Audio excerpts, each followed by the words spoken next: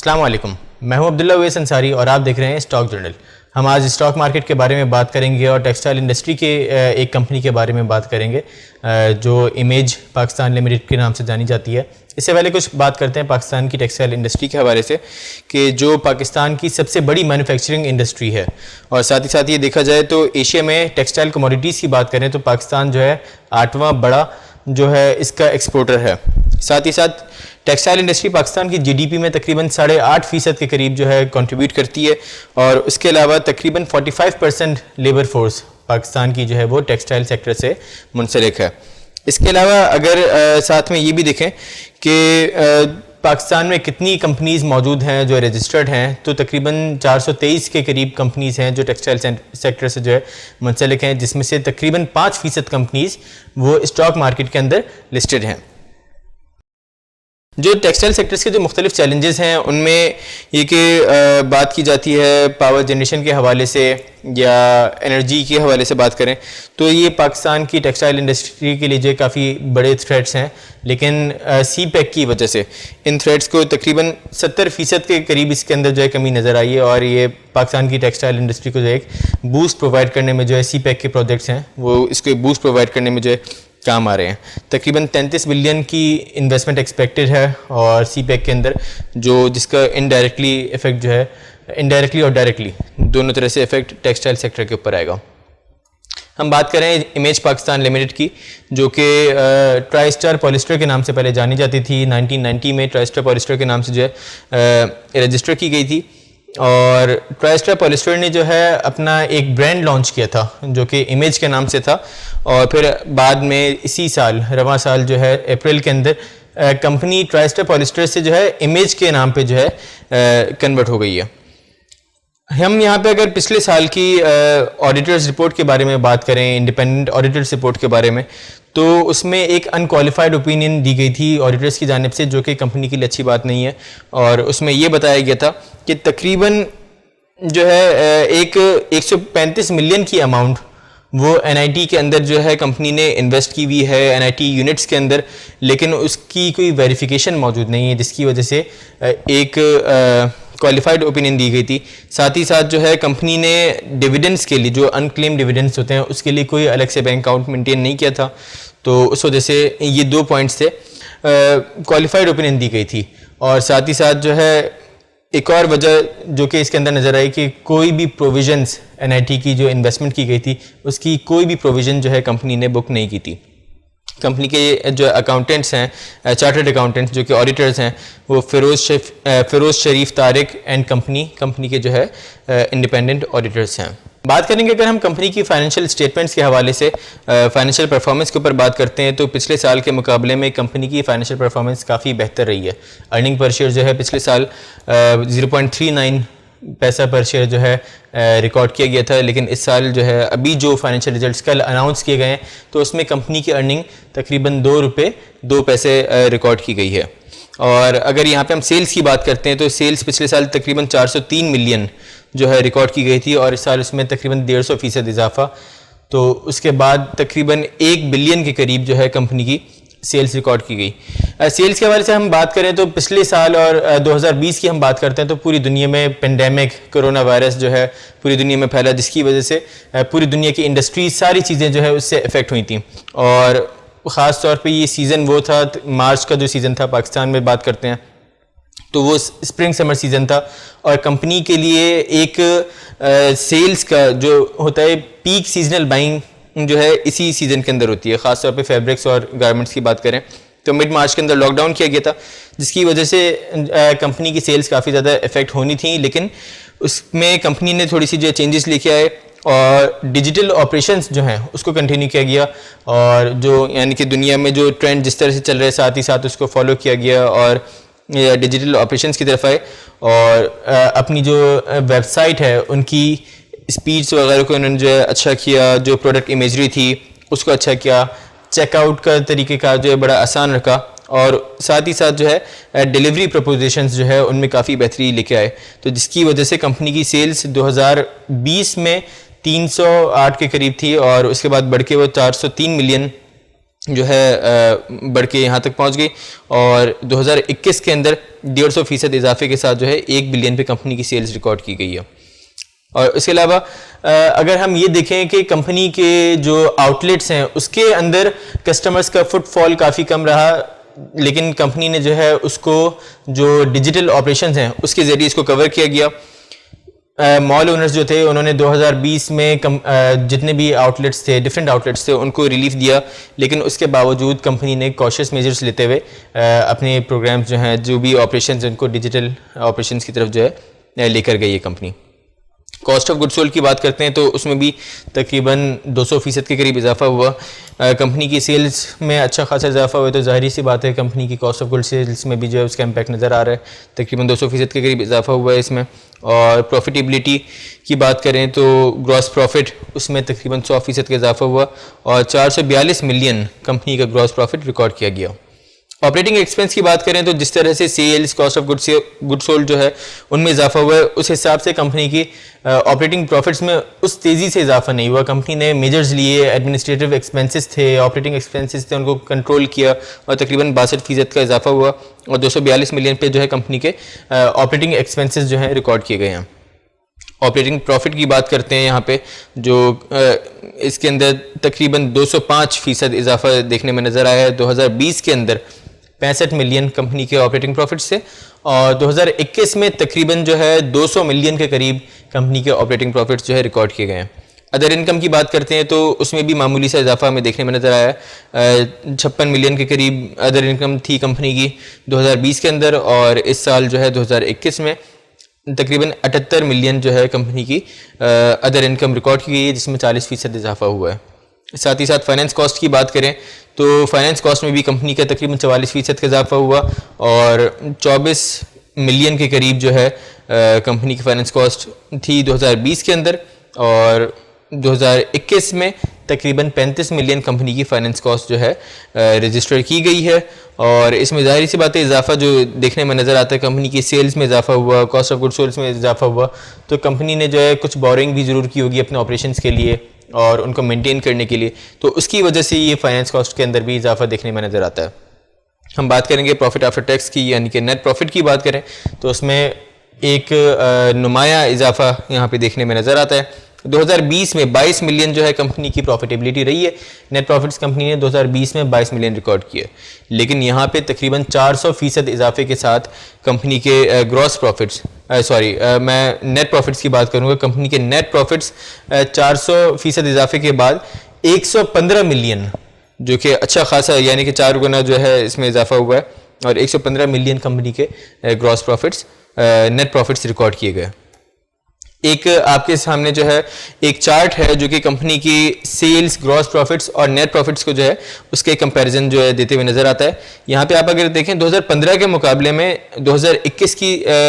जो net profits हैं उसके अंदर इजाफा देखने में नज़र आया, वरना पिछले 5 सालों में ये एक रेंज बाउंड चल रही थी। और इसी में हम यहाँ पे ग्रॉस प्रॉफिट्स भी देखते हैं तो ग्रॉस प्रॉफिट्स में एक स्विच नज़र आया 2018 के बाद से, और सेल्स में जो है उसमें भी 2018 के बाद से एक अच्छा खासा जो है अपवर्ड और एक बुलिश ट्रेंड नज़र आया कंपनी की सेल्स के अंदर। हम यहाँ पे मज़ीद ये कि फाइनेंशियल परफॉर्मेंस, जैसे हमने अर्निंग पर शेयर के बारे में पीछे बात की थी, तो गुज़िश्ता साल 0.39 पैसे पर शेयर जो है अर्निंग रिकॉर्ड की गई और इस साल तकरीबन 2 रुपये 2 पैसे कंपनी की अर्निंग रिकॉर्ड की गई है। पिछले 5 साल का मवाजना किया गया है, यहाँ पे आप अपनी स्क्रीन पर चार्ट्स देख सकते हैं। 2017 में अर्निंग कंपनी की 2 रुपये 34 पैसे थी, हालात काफ़ी साजगार थे, उस वक्त थोड़े से बेहतर थे। 2018 में हमने देखा कंपनी की सेल्स में एक बहुत ज़बरदस्त जो है इंक्रीमेंट नज़र आया, उसकी वजह से जो है अर्निंग में 2 रुपये 34 पैसे जो है रिटेन की कंपनी ने। 2019 में डिक्लाइन नज़र आया 0.93 और फिर उसके बाद पेंडेमिक की वजह से उसका ओवरऑल इम्पैक्ट नज़र आता है 2020 के अंदर, और फिर 2021 के अंदर कंपनी की सेल्स में काफ़ी इजाफा हुआ, जिसकी वजह से अर्निंग 2 रुपये 2 पैसे रिकॉर्ड की गई है। यहाँ पर हम लेंगे एक छोटा सा ब्रेक और ब्रेक के बाद हम जो है कंपनी की बैलेंस शीट के ऊपर जो है बात करेंगे।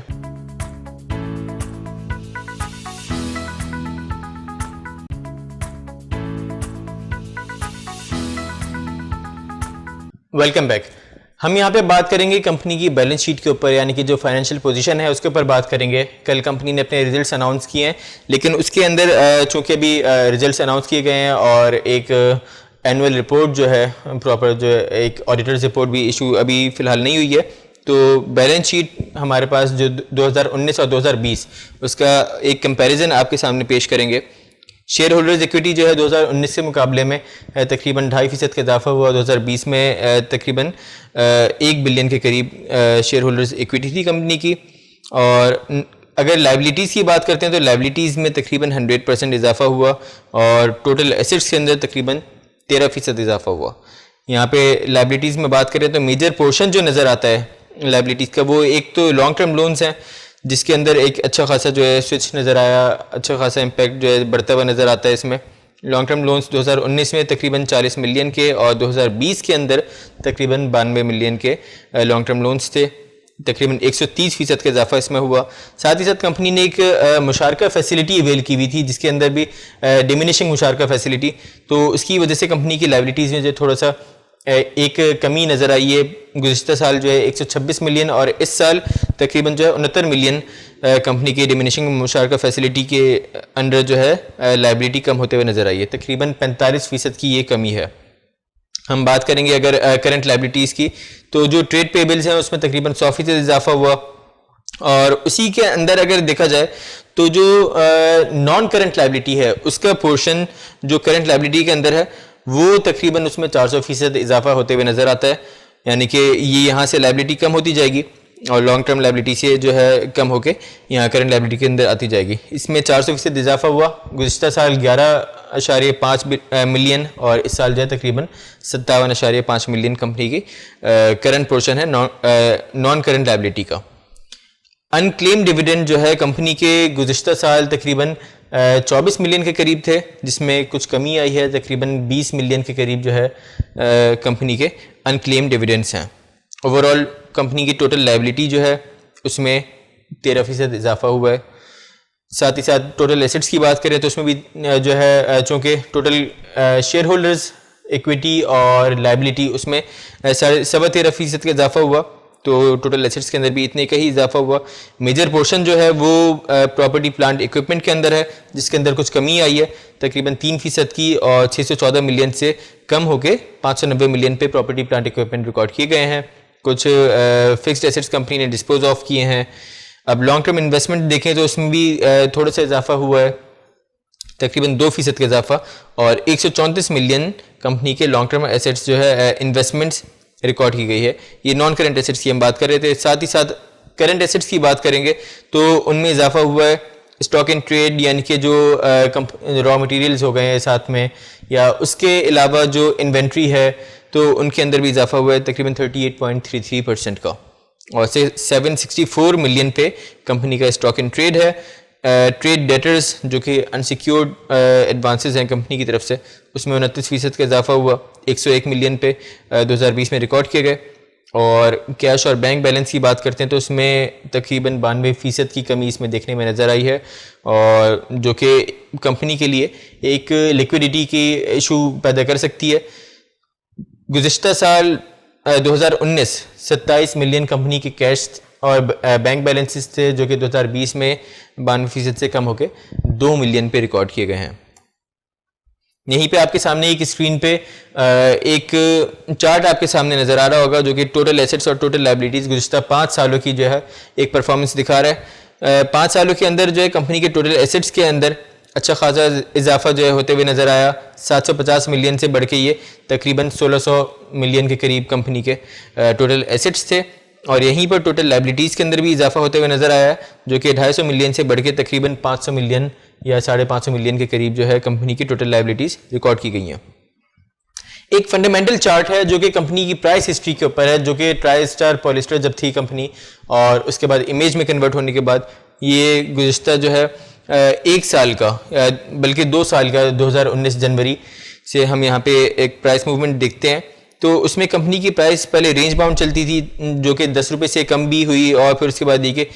10 रुपये से लेके 20 रुपये के बीच के अंदर जो है कंपनी की प्राइसेस जो है मूव होते हुए नजर आई हैं। लेकिन रवा साल अप्रैल के बाद से कंपनी की प्राइसेस में जो है अच्छा खासा इजाफा देखने में नजर आया, और फिर उसके बाद ये कि कंपनी ने इस साल 39.69 का हाई बनाया और लोएस्ट प्राइस जो कंपनी की रिकॉर्ड की गई थी वो 14 रुपये 73 पैसे थी। जैसे कि हमने बात की कि इमेज से पहले इमेज में कन्वर्ट होने से पहले कंपनी की प्राइसेस जो है थोड़ी सी कम थी। यहीं पर एक टेक्निकल एनालिसिस टेक्निकल चार्ट आपके सामने पेश किया गया जो कि कैंडलस्टिक पैटर्न होते हैं, कैंडलस्टिक चार्ट होता है और जो कि अप्रैल से लेके, क्योंकि कंपनी पहले ट्राइस्टा पॉलिस्टर के नाम से थी और अब इमेज में कन्वर्ट होने के बाद जो इसके चार्ट्स हैं वो आपके सामने मौजूद हैं। इसके अंदर अपवर्ड ट्रेंड नज़र आया और उसके बाद कंपनी की प्राइस जो है तकरीबन 40 रुपये के करीब जो है रिकॉर्ड की गई, जैसे हमने पीछे बात की। उसके बाद फिर ये कि कंपनी ने राइट शेयर्स इशू किए और उसके बाद कंपनी की प्राइस आज तकरीबन 23 रुपये के इर्द गिर्द जो है रिवॉल्व करते हुए नज़र आई है। और साथ ही साथ अगर हम यहाँ पे स्टॉक स्टैटिस्टिक्स की बात करते हैं तो कंपनी स्टॉक मार्केट में जो सिंबल है वो इमेज के नाम से है। मार्केट कैपिटलाइजेशन की बात करते हैं तो 1.3 बिलियन कंपनी का मार्केट कैपिटल है और 56.8 मिलियन कंपनी के जो है शेयर्स हैं, जिनका फ्री फ्लोट तकरीबन 70% यानी कि 39.8 मिलियन कंपनी का फ्री फ्लोट है। और 52 वीक रेंज की बात करें तो कम से कम प्राइस जो रिकॉर्ड की गई वो 14 रुपये 73 पैसे और ज़्यादा से ज़्यादा प्राइस जो रिकॉर्ड की गई वो 39 रुपये 69 पैसे रिकॉर्ड की गई है। आज के दिन की बात करें तो डे रेंज के अंदर कंपनी की प्राइस जो है वो 21 रुपये 90 पैसे से लेके 23 रुपये 85 पैसे जो इसकी डे रेंज थी। कंपनी का बीटा 1.56 है, एक से ज़्यादा बीटा होने के ऊपर जो है एक कंपनी की स्टॉक के अंदर एक वॉलेटिलिटी थोड़ी सी नज़र आती है, शेयर थोड़ा सा वॉलेटाइल होता है स्टॉक बाकी शेयर्स के मुकाबले में, तो यहाँ पे बीटा थोड़ा सा बढ़ा हुआ नज़र आ रहा है। और साथ ही साथ जैसे कि हमने बात की कि कल कंपनी ने अपना रिजल्ट अनाउंस किया तो उसमें डिविडेंड अनाउंस किया और 10% डिविडेंड जो है अनाउंस किया गया, यानी कि 1 रुपये पर शेयर के हिसाब से कंपनी ने डिविडेंड दिया। तो ये हमने आपके सामने जो है इमेज पाकिस्तान के बारे में एक छोटी सी ब्रीफ सी एक प्रेजेंटेशन आपके सामने जो पेश की है, और ताकि कंपनी के फंडामेंटल्स के बारे में, टेक्निकल्स के बारे में आपको थोड़ा सा आइडिया हो। लेकिन इसके साथ साथ मार्केट को देखते हुए गुज़श्ता कुछ अरसे के अंदर जो है मार्केट अच्छा खासा जो है डिप ले चुकी है और आज भी मार्केट की सूरत हाल कोई अच्छी नज़र नहीं आई। तकरीबन 1100 पॉइंट्स के करीब जो है नेगेटिव मार्केट बंद हुई है। और उसके अलावा अगर हम ये देखें कि प्राइस कहाँ मूव होते हुए नज़र आती है तो फंडामेंटल्स के साथ साथ टेक्निकल एनालिसिस को मद्देनज़र रखते हुए और सबसे ज़्यादा ज़रूरी चीज़ जो इन चीज़ों को बदल देती है वो मार्केट सेंटिमेंट्स हैं, जो कि कुछ अरसे से अच्छे नज़र नहीं आ रहे हैं। तो इन सब को देखते हुए एक लेमैन और एक जो आम आदमी जो इन चीज़ों को समझता है वो इन सब चीज़ों को मद्देनज़र रखते हुए स्टॉक मार्केट के अंदर ट्रेडिंग करे और नुकसान से बचने की कोशिश करें, सेंसिबल ट्रेडिंग करें। इन सब चीज़ों के साथ आप इजाज़त दीजिए। अल्लाह हाफ़िज़।